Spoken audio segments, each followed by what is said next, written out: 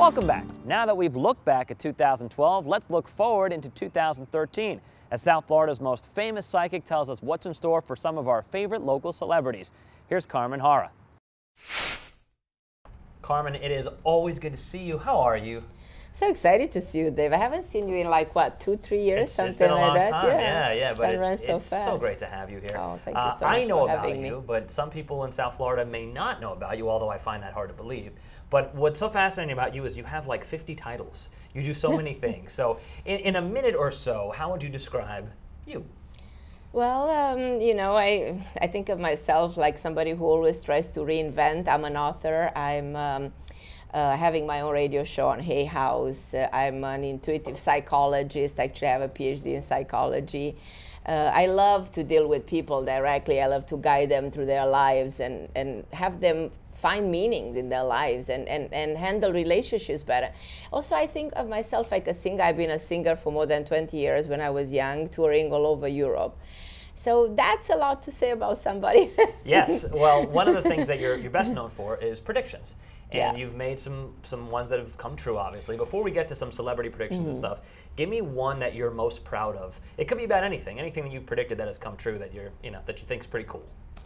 Well, I made many predictions. I thought of myself like a world event prognosticator, you know, because I always take the ancient teaching and try to apply and try to demystify the power behind the prediction. And, you know, prediction can alter the way you think because it's introducing in your mind a different alternative, you know. And so it alters the way you think. I made many prediction, most likely world events. Like I remember I was in 1999 walking in the streets of New York, and I called my friend from Channel 11, Lynn White, and I told her I hear building falling, people crying in the street. Indirectly, I was kind of anticipating September 11.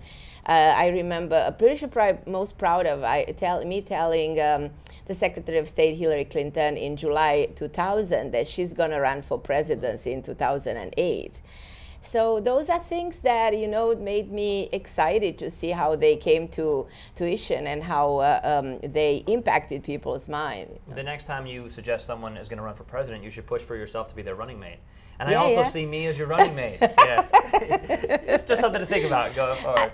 I think you know, we think what we think we become, and it's all about the way you think. So if you think that you can achieve something extraordinary, you certainly can. When I was a kid, I was telling everybody, I'm going to go in another part of the world, I'm going to meet presidents, I'm going to make a name for myself. And people were thinking, oh, this is just a kid that is crazy. No, you have so much that you've done in your career, and actually there's a movie potentially in the works about you, which we'll get to in a minute. But all right, let's talk about some South Florida celebrities. Everybody loves to hear about what celebrities will be up to. So we'll start with J-Lo, Jennifer Lopez. You know her. You've known her. I was predicting Jennifer in 2000, by the time she was with P. Diddy, that she's going to meet somebody with a B name in California. That she's calling me about the Chris guy. She said I was wrong about the initial. But I also predicted in Us Weekly 6 years ago that she will actually divorce Mark Anthony. And it's very hard to predict like somebody will divorce. Most likely me as a counselor, I want people to stick together. I'm a marriage counselor. I want people to get married and be happy together and help them, you know, have a wonderful relationship. And to go and predict, hey, Jennifer, you're going to forget about Mark Anthony and you will literally divorce him. I remember that she probably, she didn't even want to hear about it. She was upset with me. But for her, I think second part of next year, second part of 2013, after her birthday, someone new is coming, Jennifer. Someone new, this time a new possible marriage. So you're going to get married again. It's like I said many, many years ago, you will probably end up being married 8 times. So when you tell her a bunch of times she's going to be married, what was her reaction to that?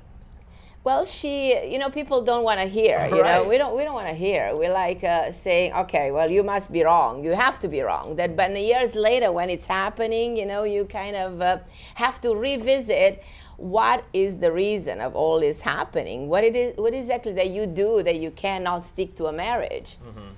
All right, let's move to Kim Kardashian. I think she's here right now filming a TV show, so she's always around South Florida. What do you see for Kim? She's such a perfectionist. This girl is like everything has to be perfect. But inside her, there's so much insecurity.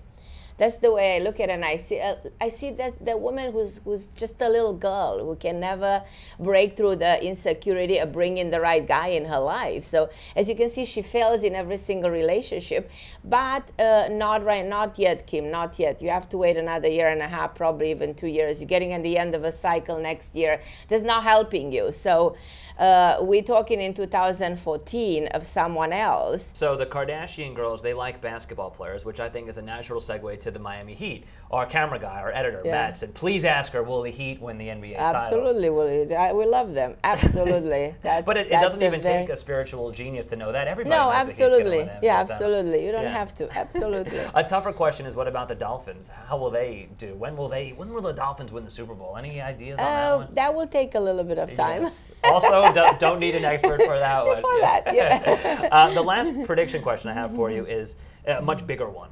What do you see in terms of global world events in 2013?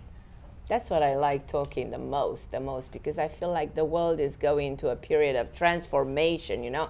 Everybody is so worried about what's 2012 gonna be all about. And it was a very interesting year, a fascinating year. But this year is just the beginning of a new time in our evolution. Like from now on to 2033, the world is changing. We're going through the human revolution. We're going through reforming the world. You know, we're creating a new world from the ground in which we don't approve to all these man-made laws, which we created, by the way, and got enslaved by, like the monetary system, any form of leadership, and the financial system.